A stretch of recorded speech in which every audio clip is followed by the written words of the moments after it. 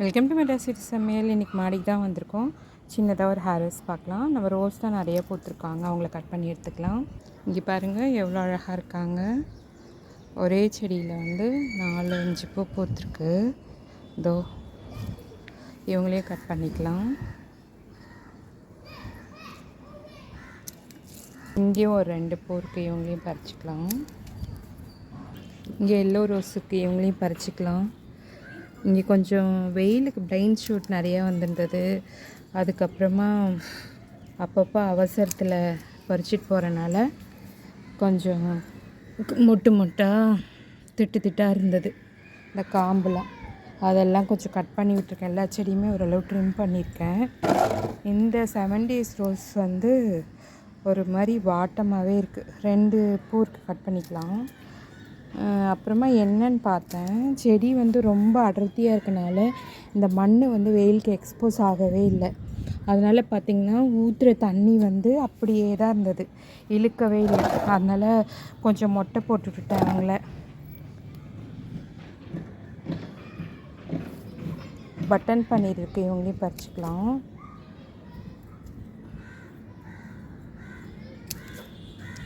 இந்த பட்டன் பன்னீர் கூட நிறைய பூத்துச்சு, அதனால் இவங்களுக்குமே ஒரு மொட்டை அடிச்சு விட்ருக்கேன். இங்கே பாருங்கள், நம்ம காஷ்மீர் ரோஸு எவ்வளோ பூத்துருக்கு பாருங்களேன், எவ்வளோ அழகாக இருக்குல்ல. ஒரே செடியில் எவ்வளோ பூ இருக்குது.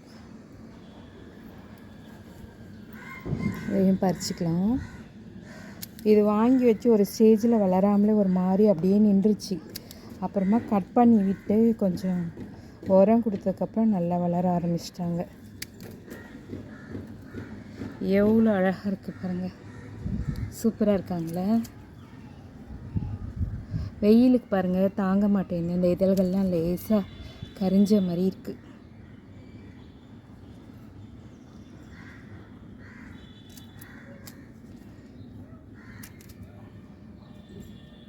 இங்கே பாருங்கள் 6-7 மொட்டுக்கள் இருக்குது, 1 மட்டும் மலர்ந்து. இங்கே பிரிட்டிஷ் குயின் இருக்குது, இவங்களையும் கட் பண்ணிக்கலாம். கொஞ்சம் நிறையாவே இருக்காங்க. இதோ இங்கே ஒரு வெல்வெட் ரோஸ் இருக்குது, இவங்களையும் கட் பண்ணிக்கலாம். இங்கே ஒரு பிங்க் இருக்குது, இங்கேயும் ஒரு பிங்க் இருக்குது.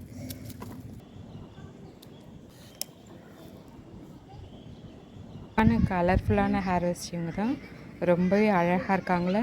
வெயிலில் கூட எவ்வளோ அழகாக பஞ்சாக பூத்துருக்கு. ஸோ இந்த வீடியோ ரொம்ப இன்ட்ரெஸ்டிங்காக இருக்குன்னு நினைக்கிறேன். வீடியோ பிடிச்சினா லைக் பண்ணி, ஷேர் பண்ணி, கமெண்ட் பண்ணி, பக்கத்தில் இருக்க பெல் பட்டனை ஐத்துருங்க. ஃப்ரெண்ட்ஸ் அண்ட் ஃபேமிலி ஷேர் பண்ணுங்கள். பாய், நெக்ஸ்ட் வீடியோவில் பார்க்கலாம்.